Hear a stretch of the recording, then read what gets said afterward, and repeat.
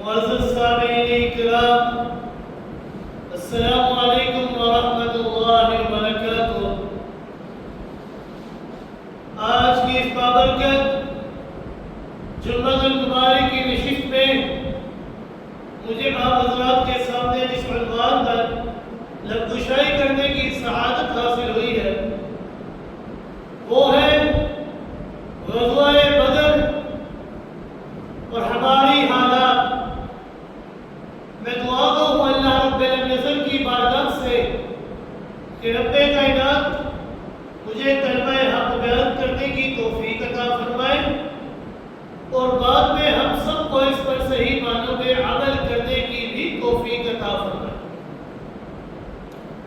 معزز سامعین کرام، آپ جانتے ہیں کہ مکی دور میں قریش مکہ نے پیغمبر کائنات صلی اللہ علیہ وسلم اور صحابہ کرام رضوان اللہ تعالی علیہم اجمعین پر کیا ظلم ڈھائے ہیں، کس طرح آپ پر عرصہ حیات تنگ کر رکھا تھا، آپ کو مختلف القابات سے یاد کیا گیا، مجنون، ساحر، مفتری، کذاب تک کہا گیا۔ آپ کے سر مبارک کے اوپر خاک تک ڈالی گئی، راستے کے اندر کانٹے تک بچھائے گئے، گردن پر ناپاک اوجھری تک رکھی گئی، گلے میں رسی تک ڈالی گئی، ان کی بچیوں کو طلاقیں تک دلوائی گئی، چہرے انور کے اوپر تھوکا گیا۔ آپ پر ایمان لانے والے صحابہ کرام رضوان اللہ تعالی علیہم اجمعین کو اس حد تک ظلم و جور سے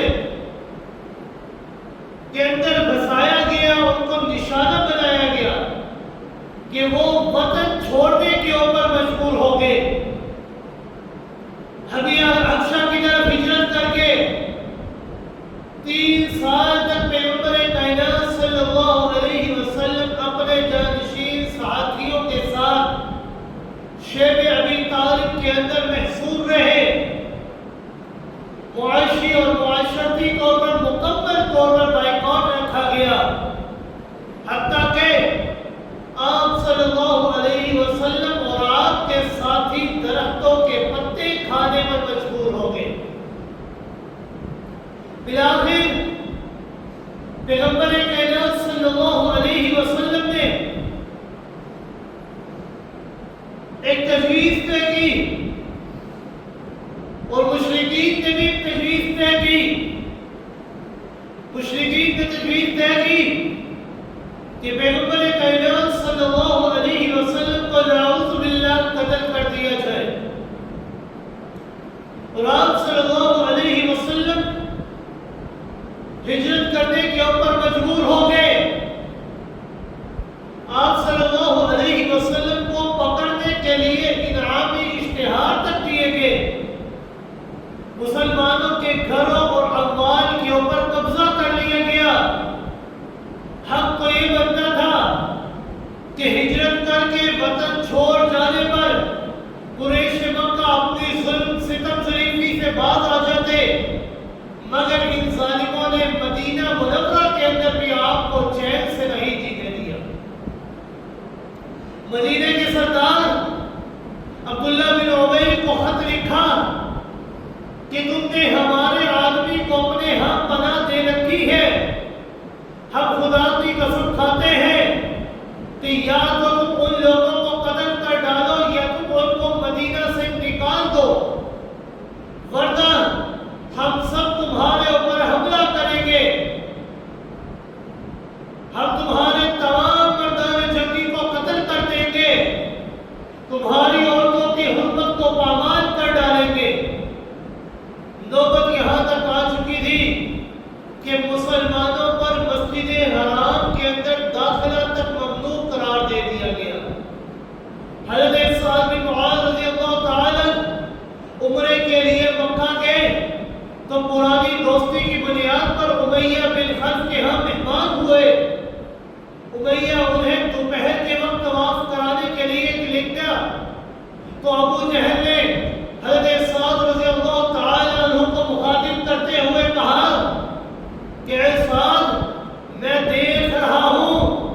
تم بڑے اطمینان سے طواف کر رہے ہو، لیکن اگر تم صفوان تمہارے ساتھ نہ ہوتا تو تم اپنے گھر سلامت لوٹ کر نہیں جا سکتے تھے۔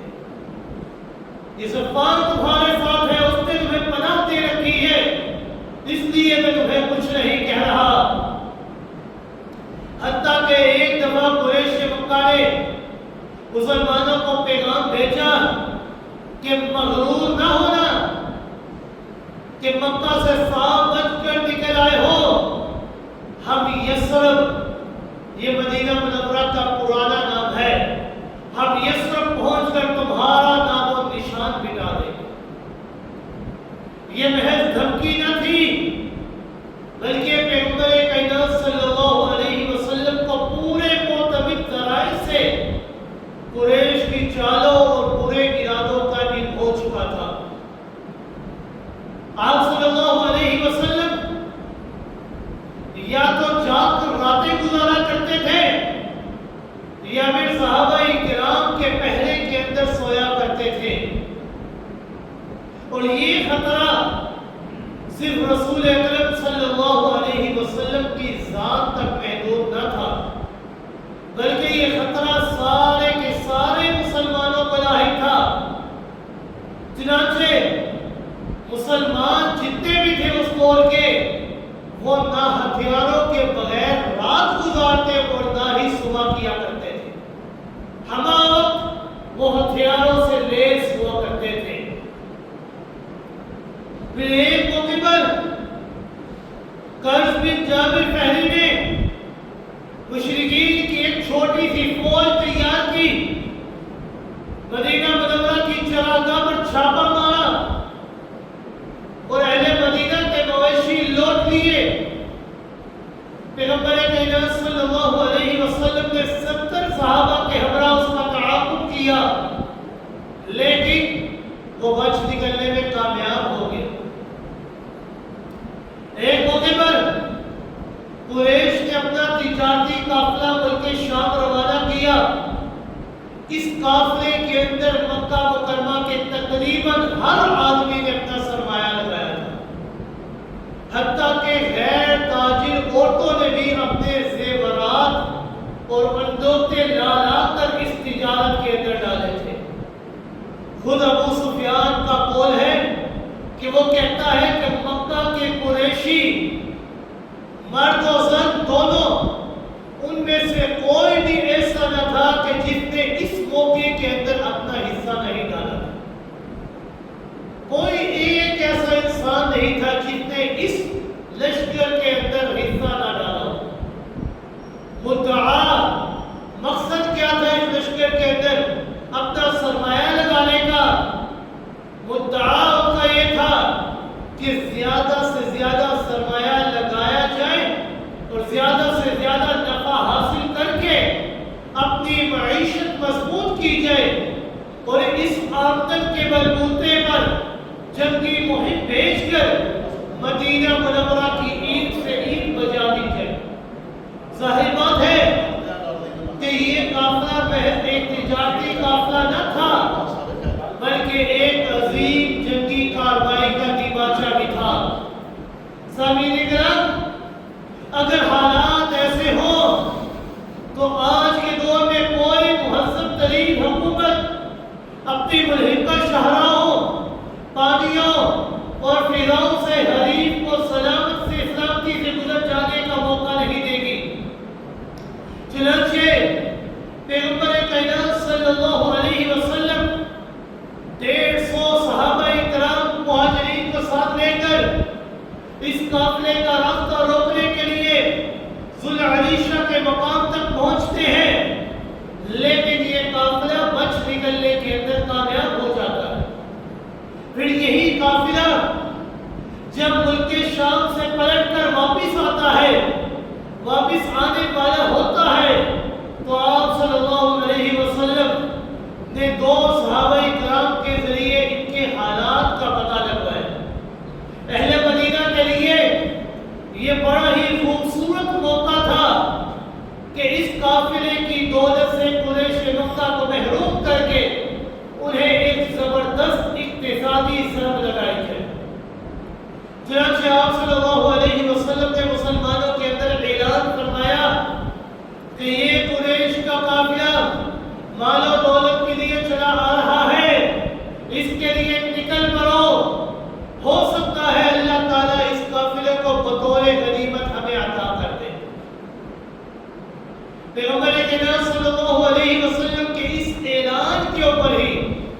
تقریباً 313 آدمی اچھے یکدم اچانک تیار ہو گئے، نکل کھڑے ہوئے، اور یہ رمضان المبارک کا مہینہ سن 2 ہجری کا، چونکہ جنگ و جدال اور قتل و قتال کا کوئی وہم و گمان نہیں تھا، اس لیے صحابہ کرام بغیر کسی جنگی تیاری کے اور اہتمام کے نکل پڑے۔ چنانچہ جنگی ساز و سامان اس حد تک اس کی کمی تھی کہ پورے قافلے کے اندر صرف 70 اونٹ، 2 گھوڑے اور 8 تلواریں اور 6 زینیں موجود تھی بس، اور 313 کا لشکر ہے۔ ایک ایک اونٹ 3 آدمیوں کے حصے کے اندر برابر تقسیم ہوتا تھا کہ جس میں وہ باری باری سوار ہوا کرتے تھے۔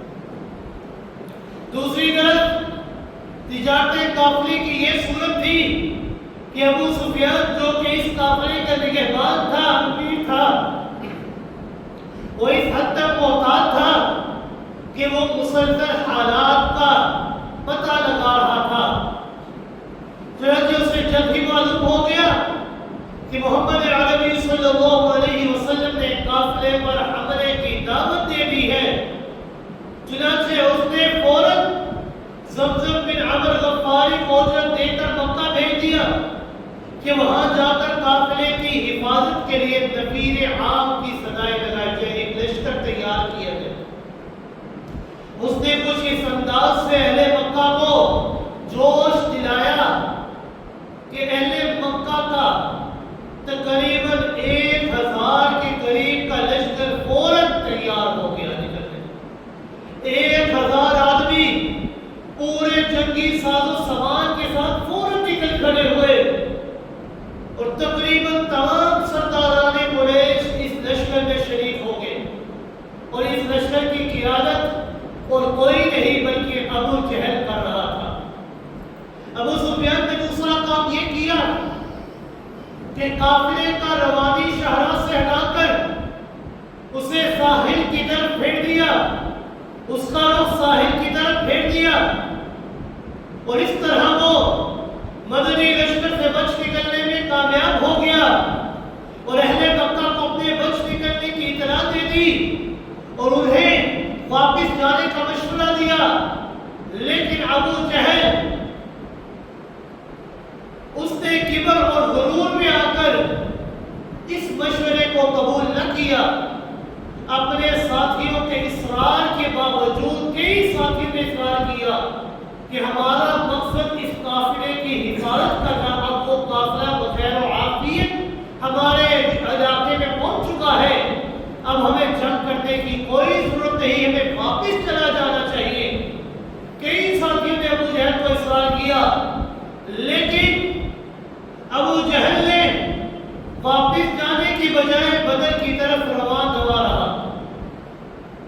مقام ظفران پر پہنچ کر پیغمبر کائنات صلی اللہ علیہ وسلم کو اطلاع ملی کہ مکہ مکرمہ سے کفار قریش کا ایک لشکر جبار اسلحے سے لیس ہو کر اپنے قافلے کی حفاظت اور مسلمانوں سے لڑنے کے لیے نکل کھڑا ہے۔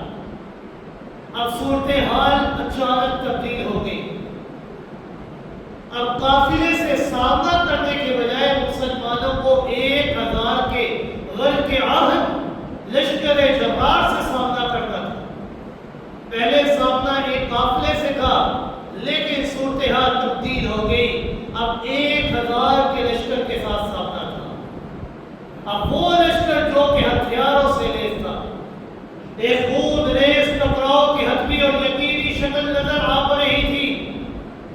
حالات کی اس پرخطر تبدیلی کے پیش نظر رسول اکرم صلی اللہ علیہ وسلم نے مہاجرین اور انصار کو مشورے کے لیے جمع فرمایا اور انہیں تازہ ترین صورتحال سے باخبر فرمایا۔ سب سے پہلے سیدنا صدیق اکبر رضی اللہ تعالی، پھر سیدنا فاروق اعظم رضی اللہ تعالی عنہ نے بڑے دلکش انداز میں اعلان فرمایا کہ ہمارے محبوب پاک پیغمبر صلی اللہ علیہ وسلم، ہم آپ کے اوپر اپنی جان قربان کرتے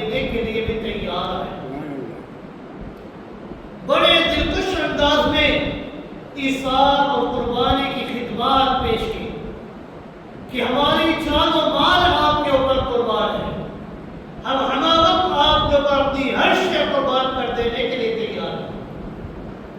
بعد میں حضرت مقداد بن اسود رضی اللہ تعالیٰ کھڑے ہوئے اور جان نثاری کا اس طرح مظاہرہ کیا کہ حضرت مقداد رضی اللہ تعالیٰ فرماتے ہیں کہ اے میرے محبوب پاک پیغمبر صلی اللہ علیہ وسلم امضی لما امرک اللہ تعالی فنحن معك والله لا نقول كما قالت بنو اسرائيل لموسى اذهب انت وربك فقاتلا انا هاهنا قاعدون ولكننا نقاتل عن يمينك وعن شمالك وبين يديك وبين خلفك کہ میرے محبوب پاک پیغمبر صلی اللہ علیہ وسلم جس چیز کا اللہ تعالیٰ نے آپ کو حکم دیا ہے نا، آپ اس حکم کو انجام دیجئے، ہم سب کے سب آپ کے ساتھ ہیں۔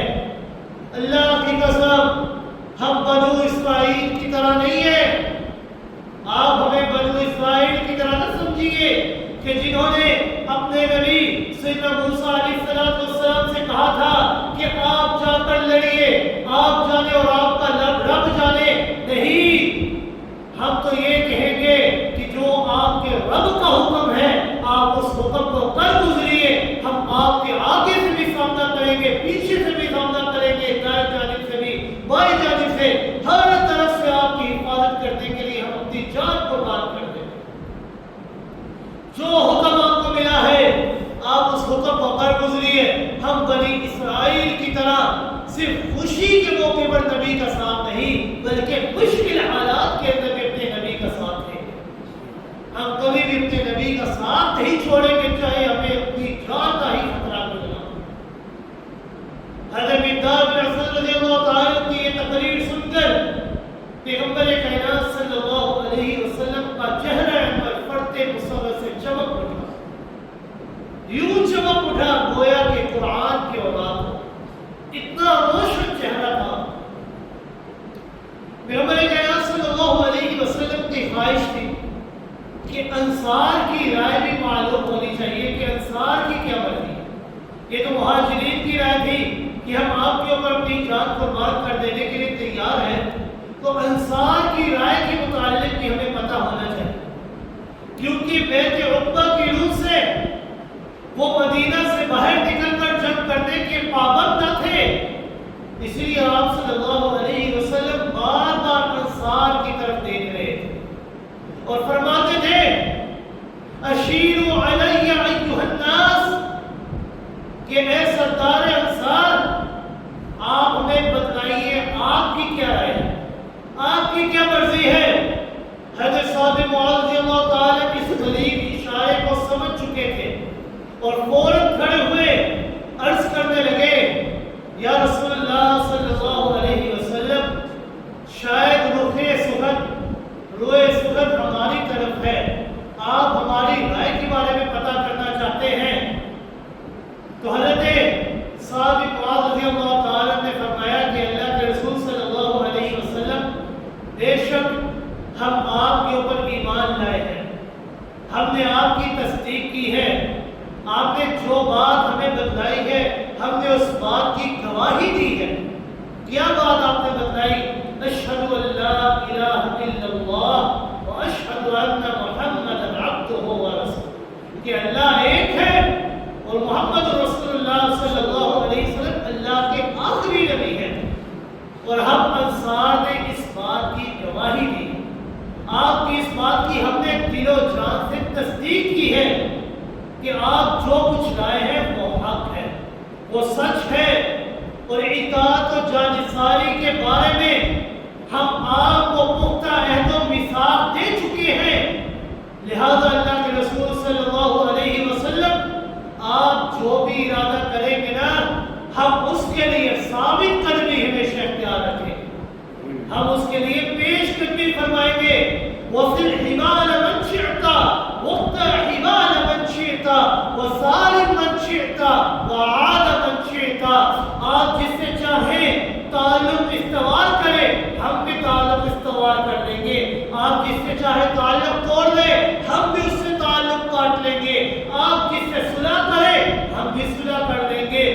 سے چاہے دشمنی کرے ہم بھی اس سے دشمنی کر لیں گے، ہم ہر حال میں آپ کے ساتھ ہیں۔ وَخُذْ مِنْ أَمْوَالِنَا مَا شِئْتَ وَآتِنَا مَا شِئْتَ وَمَا أَخَذْتَ مِنَّا كَانَ أَحَبُّ إِلَيْنَا مِمَّا تَرَكْتَ۔ کہ میرے محبوب پیغمبر صلی اللہ علیہ وسلم، آپ ہمارے پاس سے جو لینا چاہتے ہیں آپ لے لیجئے، جس قدر آپ ہماری اطاعت چاہتے ہیں ہم اس قدر آپ کی اطاعت کریں گے، جو کچھ آپ لے لیں گے وہ ہمارے نزدیک اس سے زیادہ پسند ہوگا جو آپ چھوڑ دیں گے ہمارے لیے۔ جو چیز آپ ہمارے مال سے لے لیں گے وہ ہمیں زیادہ محبوب ہے اس چیز کے کہ جو آپ نے ہمارے لیے چھوڑ دی، کہ جو چیز آپ نے ہمارے لیے چھوڑ دی ہمیں وہ محبوب نہیں بلکہ وہ چیز زیادہ پسند ہے، وہ چیز ہمارے دل کو زیادہ اچھی لگے گی کہ جو چیز آپ ہم سے لے لیں گے اور اللہ کی راہ میں اس کو خرچ کریں گے۔ اس لیے تو رسول اکرم صلی اللہ علیہ وسلم اللہ کی راہ میں دینے کے لیے کبھی پیچھے نہیں ہٹتے، اپنے پاس کچھ بھی نہ ہو پھر بھی اللہ کی راہ میں دیا کرتے تھے، ادھار لے کر لوگوں کی ضرورتوں کو پورا کیا کرتے تھے۔ صدیقہ کائنات حضرت عائشہ رضی اللہ تعالیٰ عنہ کے پاس ایک بکری کا گوشت آیا تو آپ صلی اللہ علیہ وسلم نے فرمایا کہ اس کو اللہ کی راہ میں خرچ کر دو۔ آپ صلی اللہ علیہ وسلم تھوڑی دیر کے بعد گھر آئے تو سوال کیا کہ اے عائشہ کیا بچ گیا ہے؟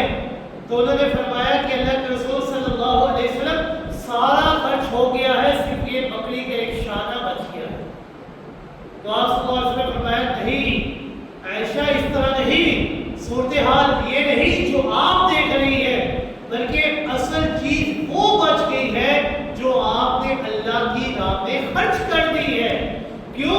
کیونکہ جو اللہ کی راہ میں آپ خرچ کرے گی اس کو اللہ رب العزت ہمارے نامہ اعمال میں ذخیرہ کر کے قیامت کے دن ہمارے سامنے پیش کر دے۔ جو اللہ کی راہ میں خرچ کریں گے اصل میں وہی چیز ہمارے لیے ہے۔ جو ہم نے کھا لیا وہ تو ہم نے ختم کر دیا، جو پہن لیا وہ پرانا ہو گیا، جو عمر تھی وہ گزار دی۔ جو چیز ہم اللہ کی راہ میں خرچ کریں گے وہی کل قیامت کے دن ہمارے لیے کام آئے گی۔ حضرت سعد کی یہ بات سن کر آپ صلی اللہ علیہ وسلم کے چہرے انور کے اوپر خوشی کی لہر دوڑ گئی۔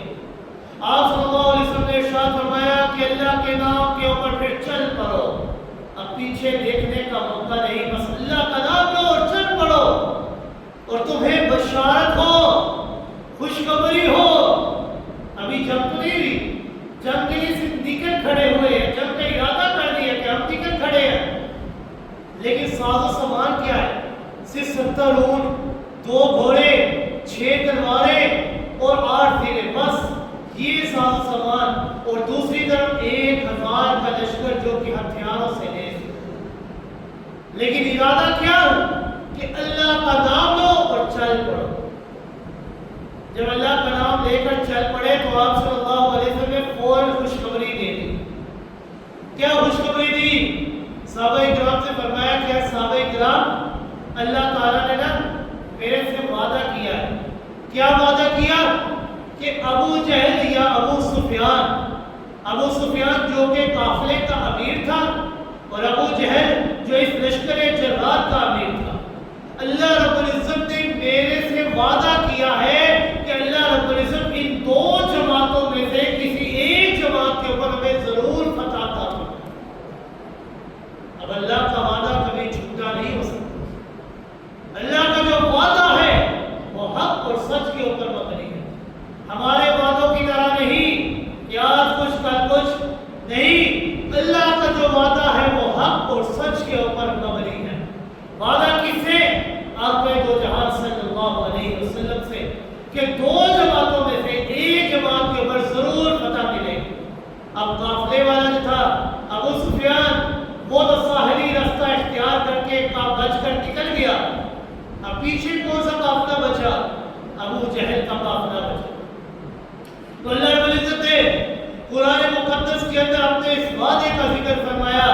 رب کائنات نے فرمایا سورہ انفال کے اندر 9ویں سپارے کے اندر وَإِذْ يَعِدُكُمُ اللَّهُ إِحْدَى الطَّائِفَتَيْنِ أَنَّهَا لَكُمْ وَتَوَدُّونَ أَنَّ غَيْرَ ذَاتِ الشَّوْكَةِ تَكُونُ لَكُمْ وَيُرِيدُ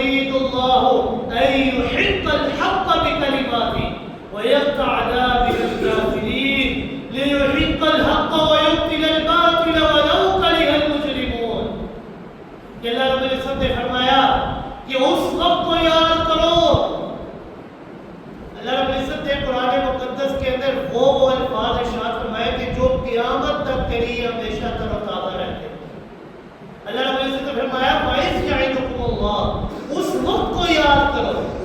اب یوں لگتا ہے کہ وہ وقت ابھی گزرا ہے، لیکن گزرے ہوئے کتنا عرصہ ہو گیا ہے. اللہ رب العزت نے فرمایا اس وقت کو یاد کرو کہ جب اللہ تم سے وعدہ کرتا ہے کہ کافروں کی دو جماعتوں میں سے ایک جماعت کے اوپر تمہیں فتح دیں گے، لیکن تمہاری چاہت، تمہاری مرضی، تمہاری منشا یہ ہے کہ جو قافلہ بے شان و شوکت ہے، یعنی ابو سفیان کا جو قافلہ جو لڑنے کے لیے نہیں بلکہ تجارت کی غرض سے نکلا تھا، تمہاری چاہت اور منشا یہ ہے کہ اس بے شان و شوکت قافلے کے اوپر، اس بے ہتھیار قافلے کے اوپر اللہ تمہیں فتح دے دے. لیکن نہیں، یہ تو تمہاری چاہت ہے، اللہ کی چاہت کچھ اور ہے. یاد رکھنا، ہوتا وہی ہے جو اللہ چاہتا ہے. تمہارے چاہنے یا نہ چاہنے سے کچھ نہیں ہونا، ہونا وہی ہے جو منظور خدا ہوتا ہے.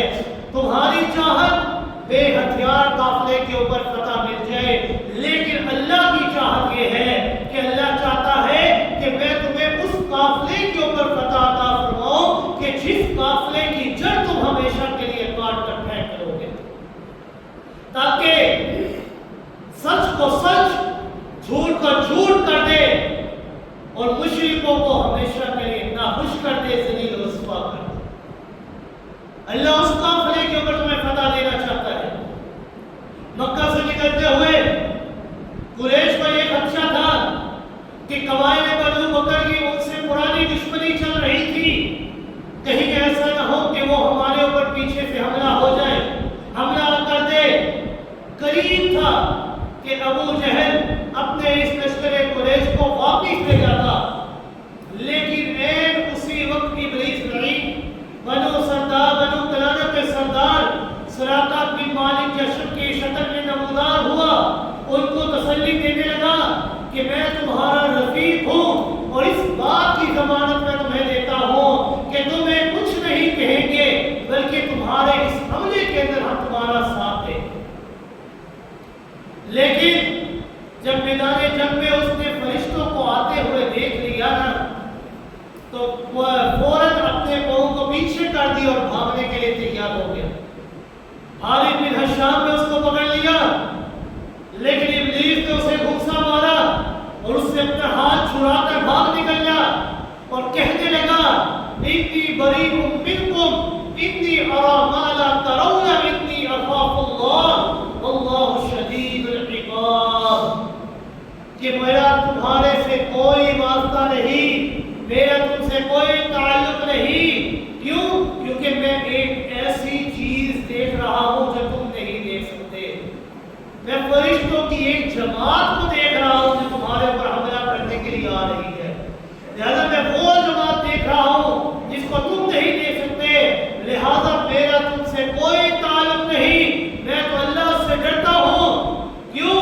واللہ شدید العقاب، اللہ کی پکڑ بڑی مضبوط ہے، اللہ کی پکڑ سے کوئی چھڑا نہیں سکتا. یہ جو دنیا والے کہتے ہیں کہ اللہ کا پکڑا چھڑا لے محمد کا پکڑا کوئی چھڑا نہیں سکتا، یاد رکھنا رب کائنات کے قرآن کا فیصلہ ہے واللہ شدید العقاب. اللہ کی پکڑ اتنی مضبوط پکڑ ہے کہ اللہ نے اگر کسی کو پکڑ لیا تو کوئی بھی چاہے اللہ کی پکڑ سے چھڑا نہیں. اللہ ایک بار جو فیصلہ کر لے اس فیصلے کو تبدیل نہیں کر سکتا. لِيُحِقَّ الْحَقَّ وَيُبْطِلَ الْبَاطِلَ وَلَوْ كَرِهَ الْمُجْرِمُونَ. کیونکہ اللہ حق کو حق بنا دیتا ہے اور سچ کو سچ ثابت کرتا ہے اور جھوٹ کو جھوٹ سے جدا کر دیتا ہے، ثابت کر کے رکھ دیتا ہے اللہ. اب دونوں کے دونوں لشکر میدان بدر پہنچ کے مشرکین یہ میدان بدر پہنچی، مناسب جگہ کے اوپر قبضہ کر لیا، مناسب موقعوں کو اپنے لیے چھانٹ لیا، بلکہ بدر کے جتنے بھی کنویں تھے ان تمام کنووں کے اوپر خود قبضہ کر لیا.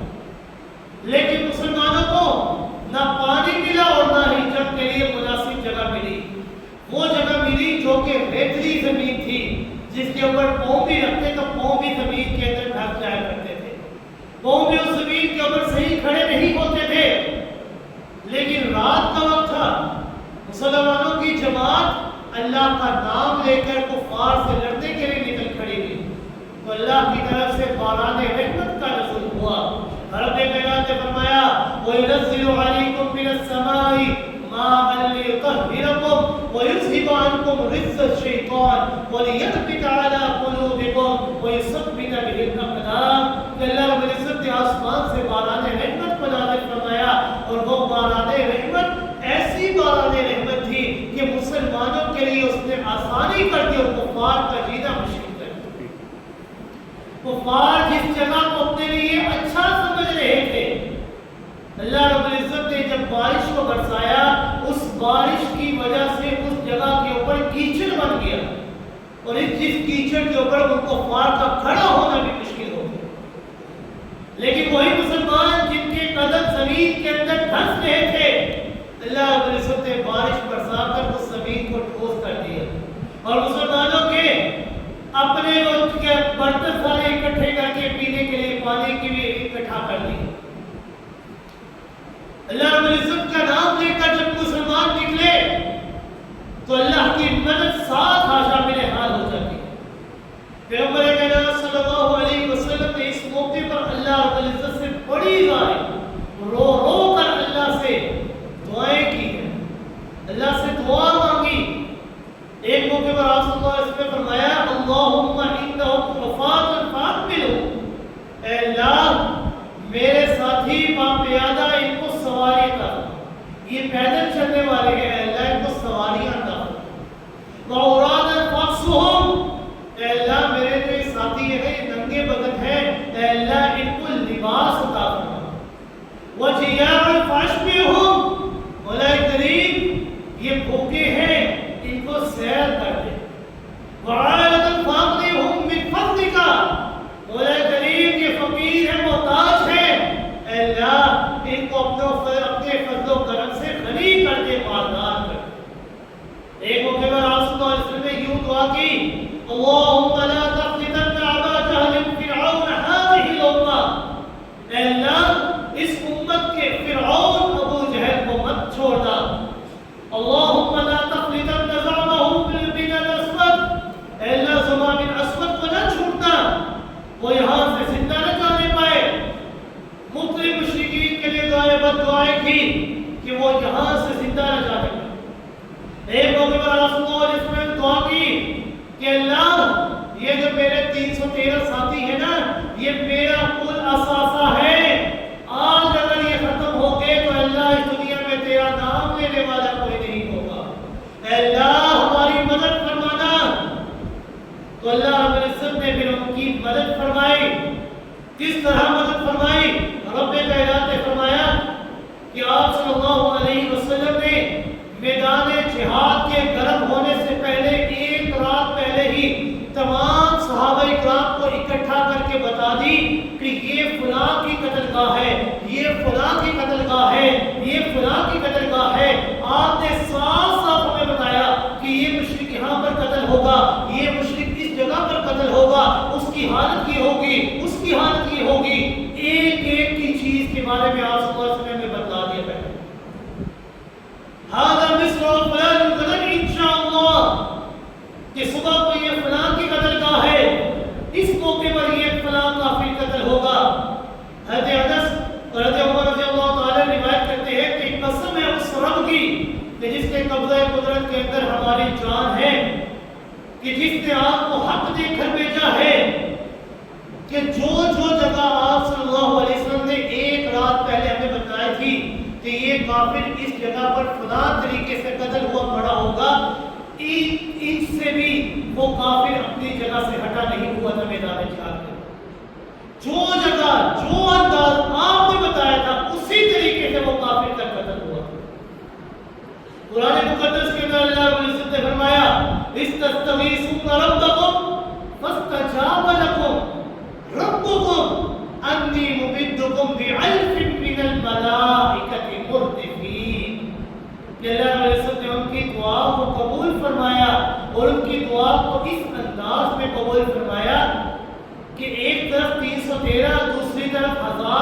لشکر جو کہ ہتھیاروں سے لیس، تو اللہ رب العزت نے ان کی معاونت کے لیے بھی 1000 کا فرشتوں کا لشکر بھیج دیا۔ 1000 فرشتے مردفین، رب کائنات نے مردفین فرمایا کہ مردفین کا معنی کہ وہ طریقے سے فرشتے آئے کہ جو کہ ایک دوسرے کے آگے پیچھے رہے، ایک فرشتہ پھر دوسرا پھر تیسرا پھر چوتھا پھر پانچواں، ایک ایک کر کے 1000 فرشتے اس دنیا کے اندر اللہ نے بھیجے۔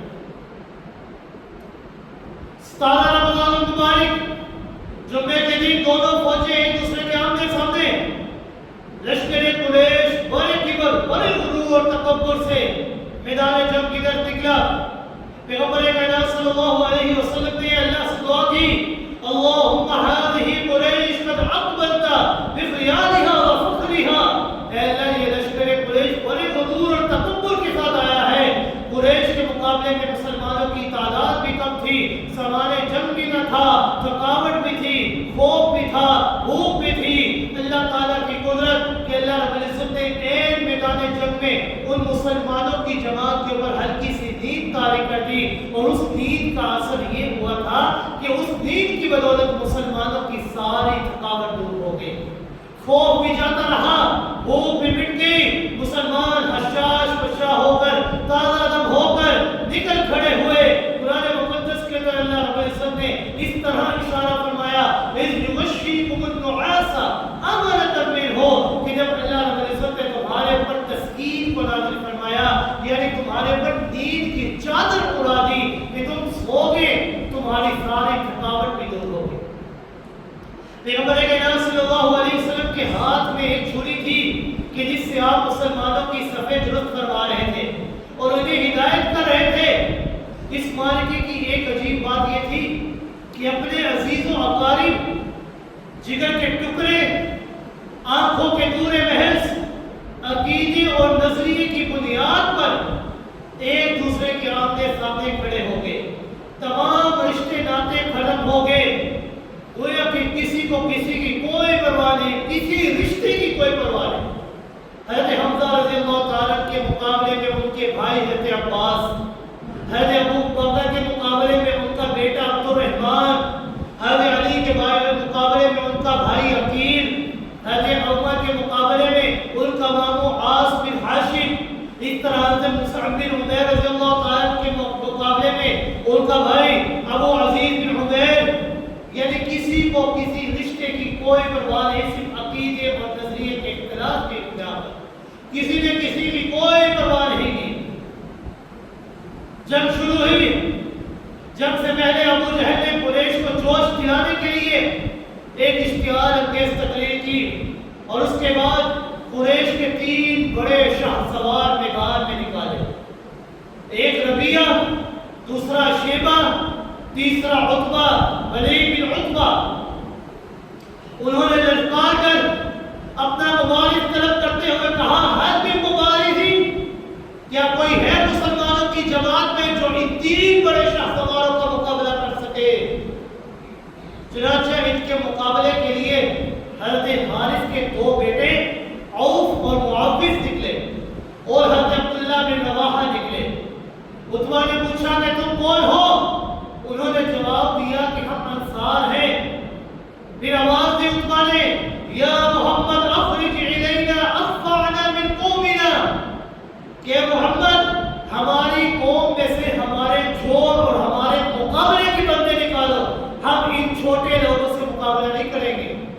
مطلب اتنا غرور، اتنا تکبر ان کے اندر بڑا ہو، انہوں نے ان سے مقابلہ نہیں کیا، کہا کہ ہمارے جوڑ اور ہمارے مقابلے کے بندے بھیجو، ہم ان سے مقابلہ نہیں کریں گے۔ پھر پیغمبر کائنات صلی اللہ علیہ وسلم نے حضرت علی رضی اللہ تعالی، حضرت حمزہ رضی اللہ تعالی، حضرت عبیدہ بن حارث رضی اللہ تعالی کو نکلنے کا حکم دیا۔ عتبہ نے پہلے ان سے دریافت کیا، انہوں نے نام پوچھے تو کہنے لگے، جب نام سن لیے کہ ایک حضرت علی، ایک حضرت حمزہ، ایک حضرت عبیدہ بن حارث، تو کہنے لگے نام اقفعنا قراون، ہاں اب یہ تم نے ہمارے جوڑ اور ہمارے مقابلے کے لوگ بھیجے ہیں، اب ہم اس سے مقابلہ کریں گے۔ حضرت علی کے مقابلے میں ولید، حضرت حمزہ کے مقابلے میں شیبہ، انہوں نے اپنے دشمنوں کو ایک ہی بار کے اندر ختم کر دیا۔ حضرت عبیدہ خود بھی زخمی ہوئے اور اپنے دشمن عتبہ کو بھی زخمی کر دیا. حضرت علی اور حضرت حمزہ رضی اللہ تعالیٰ اپنے مقابلے سے جب فارغ ہوئے حضرت عبیدہ کا ساتھ دینے کے لیے آگے اور ان کی امداد کو پہنچے اور عتبہ کا بھی کام تمام کر دیا. جب کچھ کفار مشرکین نے یہ حالت دیکھی کہ ایک ہی موقع میں اچانک ہمارے 3 بڑے شاہ سوار ختم ہو گئے, ان کا کام تمام ہو گیا, وہ آگ کو بولا ہو گیا اور سارے اکٹھے مسلمانوں کی جماعت کے اوپر حملہ کرنے کے لیے نکل کھڑے ہوئے. رسول اکرم صلی اللہ علیہ وسلم نے رو رو کر اللہ کے ساتھ دعا کی, اللہم اجزنی ما وعدتنی, اللہم انشدک عہدک ووعدک, اللہم ان تہلک هذه الإصابة اليوم لا توبت. کہ اللہ آج وہ دن ہے جو تم نے ہم سے وعدہ کیا تھا, اپنے وعدے کو پورا کر. اللہم انشدک عہدک ووعدک, اے اللہ جو تم نے ہم سے وعدہ کیا ہے اپنے اس وعدے کو تر و تازہ کر کے مسلمانوں کو فتح عطا فرما دے. اللہم ان تہلک هذه الإصابة, اے اللہ اگر آج اس موقع کے اوپر مسلمان ہلاک ہو گئے, مسلمان شہید ہو گئے, تو اے اللہ لا توبت, آج کی بعد اس دنیا کے اندر تیرا نام لیوا کوئی نہیں ہوگا. لہذا اے اللہ اپنے نام کو زندہ رکھنے کے لیے مسلمانوں کی فتح عطا فرما دے, مسلمانوں کی مدد فرما دے. تو اللہ رب العزت نے مسلمانوں کی مدد کرنے کے لیے 1000 فرشتوں کو, جو کہ پے در پہ لگاتار آ رہے تھے, 1000 فرشتوں کو بھیج دیا. اور فرشتے جس وادی کے اوپر اترے تھے اس وادی کو بھی وادی ملائکہ کہا جاتا ہے, اور ان فرشتوں کے بوجھ کی وجہ سے وہ پہاڑ ریزہ ریزہ ہو گیا. آج بھی وہ پہاڑ مٹی مٹی, کوئی سخت سخت پتھر بھی اس جگہ پر نہیں ہے, صرف ریتلی زمین ہے وہاں. فرشتوں کی مدد کے ذریعے اللہ رب العزت نے مسلمانوں کو فتح عطا فرمائی. 313 صحابہ جن کے پاس ہتھیار بھی نہیں تھے, 1000 کا لشکر جو کہ ہتھیاروں سے لیس تھا, اللہ رب العزت نے ان کی مدد کے لیے 1000 فرشتوں کی جماعت کو بھیج دیا. صحابہ اکرام خود فرمایا کرتے تھے کہ آپ صلی اللہ علیہ وسلم نے یہ ایک مٹھی پکڑی اور اس کے اندر کنکریاں اور ریت تھی, اور کفار کی مشرکین کی جماعت کی طرف اس ریت کو پھینکا, اور کوئی بھی ایسا کافر اور مشرک نہیں تھا کہ جس کی منہ اور آنکھوں کے اندر وہ ریت اور کنکری نہ تھی. کیوں؟ کیونکہ وہ ریت اور کنکری آپ صلی اللہ علیہ وسلم نے نہیں بلکہ خود اللہ رب العزت نے پھینکوائی. رب کائنات نے قرآن مقدس کے اندر اس بارے میں ارشاد فرمایا, فما رمیت اذ رمیت ولکن اللہ رمی, کہ یہ جو مٹی آپ نے پھینکی ہے نا, یہ در حقیقت آپ نے نہیں پھینکی, ولکن اللہ رمی, یاد رکھیے پھینکی ہے مٹی اللہ نے پھینکی ہے. اسی لیے کوئی بھی ایک ایسا مشرک باقی نہیں تھا کہ جس کی آنکھ اور منہ میں مٹی نہ تھی. اس کے بعد آپ صلی اللہ علیہ وسلم نے جوابی حملے کا حکم دیتے ہوئے فرمایا, شدو, چڑھ دوڑو, مسلمانوں کفار کے اوپر چڑھ دوڑو. آپ صلی اللہ علیہ وسلم نے مسلمانوں کو یہ بھی ارشاد فرمایا کہ اس جنت کی طرف چل پڑو کہ جس کی پہنائیاں آسمان و زمین کے مقابلے میں بہت بڑی, جس کا ایک دروازہ مشرق و مغرب سے بھی بڑا ہے, کہ جس کے اندر اللہ رب العزت محل تعمیر کرواتے ہیں. اس محل کی ایک اینٹ سونے کی ہے تو دوسری چاندی کی ہے, جس کا گاڑا یہ خالص کستوری کا ہے. اس جنت کی طرف چل پڑو. مسلمان ہے جوش و خروش سے چل پڑے, حملہ کیا, فرشتوں نے بھی ان کی مدد فرمائی. خود صحابہ کرام فرماتے ہیں کہ اس دن آدمی کا سر کٹ گرتا تھا اور یہ پتہ بھی نہیں چلتا تھا کس نے ان کو مارا ہے. یعنی ہم تلوار چلاتے, ہماری تلوار ابھی مشرق تک پہنچتی بھی نہیں تھی, لیکن اس کافر کا سر دم سے جدا ہو جاتا. ہم سوچتے رہتے کہ اس کا سر کس طرح جدا ہو گیا, ہمیں پتہ بھی نہیں چلتا تھا کہ اس کو کس نے مارا ہے. حضرت عباس رضی اللہ عنہ فرماتے ہیں کہ ایک مسلمان ایک مشرک کا تعاقب کر رہا تھا کہ اچانک اس مشرک کے اوپر ایک کوڑے کی برسنے کی آواز آئی, اور ایک آواز سنائی دی کہ وہ اچانک زمین کے اوپر گر پڑا. جب میں نے اس مشرک کو دیکھا جا کر تو دیکھتا ہوں کہ اس کے چہرے کے اوپر کوڑے کا نشان. اب میں سوچنے لگ گیا کہ اس کو کوڑے سے کس نے مارا ہے. یہاں پر تو کوئی بھی نظر نہیں آ رہا. ایک صحابی بتاتے ہیں کہ مشرک کو مارنے کے لیے میں دوڑ رہا تھا کہ اچانک اس کا سر میری تلوار کے خود بخود نیچے آ گیا. یہ کون کر رہا ہے؟ یہ اللہ کرنے والا. اللہ کی مدد ہے. اللہ رب العزت نے مسلمانوں کی جماعت کی مدد فرمائی. حضرت عبد الرحمن بن عوف رضی اللہ تعالی فرماتے ہیں کہ میں جنگ بدر کے میدان میں صف میں کھڑا تھا کہ اچانک کیا دیکھتا ہوں کہ میرے دائیں بائیں دو نوعمر نوجوان لڑکے کھڑے ہیں. مجھے اندیشہ ہوا کہ دونوں بہت کمزور ہیں. اسی اسلام میں ایک لڑکے نے مجھ سے پوچھا کہ چچا آپ مجھے بتائیے کہ ابو جہل ان میں سے کون سا ہے؟ میں نے پوچھا بھتیجے تم کیا کرو گے؟ وہ کہنے لگا کہ مجھے پتا چلا ہے کہ وہ رسول اللہ صلی اللہ علیہ وسلم کو نعوذ باللہ گالیاں دیا کرتا ہے. قسم ہے اس ذات کی کہ جس کے قبضے میں میری جان ہے، اگر میں نے اسے دیکھ لیا تو میں اسے زندہ نہیں چھوڑوں گا. میں اس کا سر تن سے جدا کر دوں گا، یا تو خود اپنی جان دے دوں گا یا اس کی جان دے دوں گا. حضرت الرحمن رضی اللہ تعالیٰ فرماتے ہیں کہ میں نے اشارہ کیا کہ یہ جو مشرکین کی صفیں باندھ رہا ہے نا، یہ ابو جہل ہے. کہ اچانک میں دیکھتا ہوں کہ چند لمحوں کے بعد میں نے دیکھا کہ ابو جہل یہ مشرکین کی جماعت کی صفیں باندھ رہا ہے. وہ دونوں لڑکے جو کہ نوعمر تھے، معاذ اور معوذ، دونوں نکل کھڑے ہوئے اس ابو جہل کا سر تن سے جدا کرنے کے لیے، اور انہوں نے اس کو سواری سے نیچے گرا دیا اور اس کو موت کے قریب تک پہنچا دیا. جب مارکا ختم ہوا تو رسول اکرم صلی اللہ علیہ وسلم نے فرمایا کہ کون ہے جو دیکھ کے رائے کہ ابو جہل کا انجام کیا ہوا ہے؟ اس پر صحابہ اکرام اس کی تلاش کے لیے نکل کھڑے ہوئے. حضرت الرحمن بن عوف رضی اللہ تعالیٰ نے اسے دیکھ لیا اور پہچان لیا. آپ نے دیکھا کہ ابھی وہ زندہ ہے، سانس سے لے رہا ہے، آخری سانس سے لے رہا ہے. آپ نے فوراً اس کی طرف لپکے اور اپنا پاؤں اس کے گردن کے اوپر رکھا اور فرمایا الحمدللہ الذی اخزاک یا عدو اللہ. تمام تعریفیں اس رب کے لیے ہیں کہ جس نے آج اللہ کے دشمن کو ذلیل اور رسوا کر دیا ہے، جس نے آج تجھے ذلیل اور رسوا کر دیا. ابو جہل کہنے لگا کہ تم کون ہو؟ آپ نے فرمایا کہ میں وہی بکریاں چرانے والا عبداللہ ابن مسعود ہوں کہ جس کے اوپر تم ظلم و ستم ڈھایا کرتے تھے، جس کو تم برا بھلا کہا کرتے تھے، کہ جس کے سینے کے اوپر تم نمک پر چڑھ جایا کرتے تھے، کہ جس کے اوپر تم ظلم و ستم ڈھایا کرتے تھے. ابو جہل کہنے لگا لقد ارتقیت مرتبا صعبا یا راعی الغنم. او بکریاں چرانے والے، آج تو بہت بڑی اونچی جگہ کے اوپر چڑھ کر بیٹھ گیا ہے.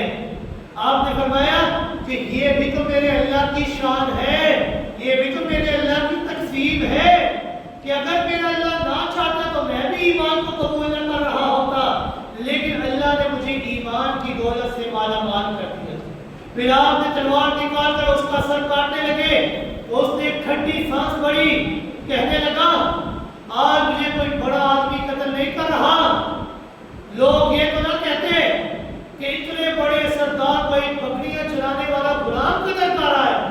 اور کہنے لگا کہ اگر میرا سر کاٹنا ہے تو میرے کندھوں کے پاس سے کاٹنا، تاکہ لوگوں کو میرا سر صاف نظر آ سکے. اور جا کر محمد عربی کو بتا دینا، اپنے نبی کو جا کر بتا دینا کہ جتنی دشمنی مجھے آپ سے زندگی کے اندر تھی اس سے 70 گنا زیادہ دشمنی اور غیر و مطلب آج میرے دل کے اندر آپ کے لیے ہے.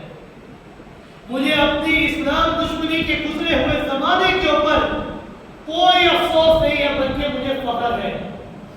یعنی تکبر کرتے ہوئے وہ اس دنیا سے گیا. حضرت عبداللہ بن مسعود رضی اللہ تعالیٰ نے اس کا سر تن سے جدا کر کے پیغمبر کائنات صلی اللہ علیہ وسلم کے پاس لے کر آئے اور آپ صلی اللہ علیہ وسلم کو ساری بات کے بارے میں آگاہ فرمایا. تو آپ صلی اللہ علیہ وسلم نے فرمایا کہ یہ میری امت کا فرعون ہے، لیکن میری امت کا جو فرعون ہے نا، یہ حضرت موسیٰ کے فرعون سے بھی بڑا ظالم ہے. کیوں؟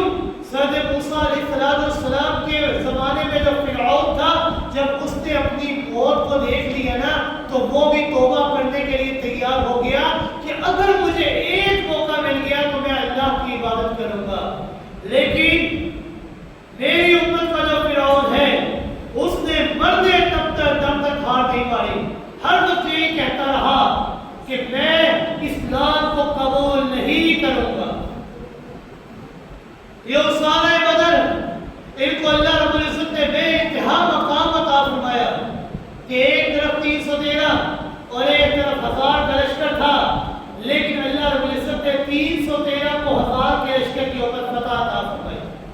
کیوں؟